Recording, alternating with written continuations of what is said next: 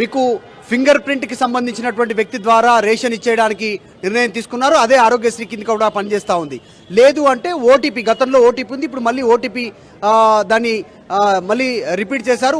మీ ఫోన్కు ఓటీపీ వస్తుంది, OTP number చెప్తే దాన్ని మీరు రేషన్ కార్డు యాక్సెప్ట్ చేసినట్టుగా ఉంటుంది. సో వీటన్నిటినీ ఉన్నటువంటి నేపథ్యంలో దాటి స్థానంలో కొత్తగా స్వైపింగ్ కార్డ్ లాగా, అంటే ఒక చిన్న ఏటీఎం కార్డ్ స్థానంలో ఉండేటువంటి ఒక స్వైపింగ్ కార్డ్ ఇచ్చేలాగా దాంట్లోనే డిజిటల్లో పూర్తి సమాచారం నిక్షిప్తమై ఉండేలా నిర్ణయం తీసుకున్నట్టుగా తెలుస్తూ ఉంది. ఇక ఎవరికి వస్తుంది రేషన్ కార్డు, అర్హులు ఎవరు అనేటువంటిది.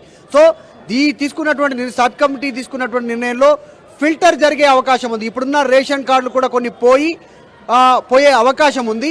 దానికి 1.5 లక్షల ఆదాయం గ్రామీణ ప్రాంతాల్లో, పట్టణ ప్రాంతాల్లో 2 లక్షల ఆదాయ ధృవీకరణ పత్రం సంబంధించినటువంటి దాంట్లో నిర్ణయం తీసుకున్నారు. ఇక వ్యవసాయ కుటుంబాలకు సంబంధించి, ఎందుకంటే రీసెంట్గా మనం చూసాం రుణమాఫీ సందర్భంగా రేషన్ కార్డు కూడా